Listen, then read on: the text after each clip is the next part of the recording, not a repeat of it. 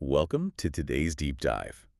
You usually think of office supplies as like staplers or sticky notes, maybe an ergonomic chair. Right, visible tools for visible tasks. Exactly. But if you look around a modern open office today, the most critical piece of equipment isn't even on the desk. It's strapped over everyone's ears. Yeah, headphones. Right. So today we are unpacking a really fascinating article about this massive shift in workplace survival gear, like why headphones are suddenly mandatory and what that tells us about the war between the open floor plan and our basic ability to concentrate. The shift is just impossible to ignore at this point. Hmm. There's a recent survey out of England commissioned by Samsung, and it captured this perfectly. When you look at Generation Z, so workers age 18 to 29, a massive 64% of them basically refuse to work at their PCs without headphones. Wait, 64%? Yeah, almost two-thirds. And you compare that to Gen X, where it's closer to just 27%. Okay, but let me push back a bit on that. Is that just a younger generation who, grew up with AirPods permanently glued in?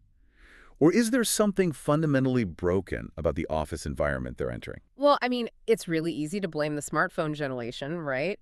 But if you look at the broader data, a vast majority, 69% of all surveyed office workers across age groups, now resort to earplugs or headphones at some point in the day. Wow, so everybody's doing it. Exactly. The younger workers might be the vanguard here, viewing it as non-negotiable, but everyone is feeling the pain. The open office is genuinely hostile to deep focus. It really is. I mean, trying to write a complex report while colleagues are chatting, it feels like trying to read a dense novel while someone loudly eats potato chips right next to you. It just creates constant mental friction. That is the perfect analogy, and the data shows 55% of Gen Z use them specifically for background noise, and 34% use them just to block out colleagues' phone calls. Which makes total sense. Hmm. But what's actually happening in our brains there? Yeah. Why is that potato chip crunch or like hearing half of a phone call so destructive? So it comes down to how human auditory processing actually works. Our brains are evolutionary pattern recognition machines. Okay. And when you hear intermittent, unpredictable noise like a sudden crunch or worse, just one side of a colleague's phone conversation, your brain just cannot ignore it. Because it's trying to fill in the blanks. Precisely. Your executive function gets hijacked because it's subconsciously trying to solve the puzzle of that half conversation. Wow. So even if I think I'm ignoring the really loud talker in marketing, my brain is secretly burning vital energy trying to figure out what they're saying. Right. You are paying a massive cognitive load tax just to maintain a baseline of work, and the research drops a critical aha stat here to quantify that penalty. Lay it on me. When your creative focus is shattered by one of these unpredictable intrusions, it takes your brain 15 to 20 minutes to fully reestablish the neural pathways of deep concentration. Wait, 20 minutes? Yeah.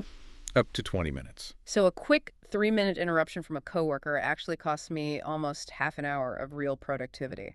That is wild. Exactly. Your brain is working overtime just to recover. Well, if our brains are burning that much energy just fighting off random office noise, it makes total sense why we're building these artificial audio shields. Oh, absolutely. But the survey showed people are using wildly different bricks to build that wall. I mean, the top auditory shields are pop music at 34%, podcasts at 22%, and then rock and classical both at 19%. Right, and the researchers really emphasize the wide individual differences there. There's no one-size-fits-all solution for focus. But wait, how does listening to someone talk on a podcast help you focus better than listening to a coworker talk? It's all about control and predictability. A podcast or a familiar pop song provides a continuous, predictable auditory stream. Ah, so it masks the unpredictable stuff. Exactly. It masks those sharp, unpredictable acoustic spikes of the open office. It basically gives the brain's threat detection system a steady baseline so your executive function can actually focus on the screen.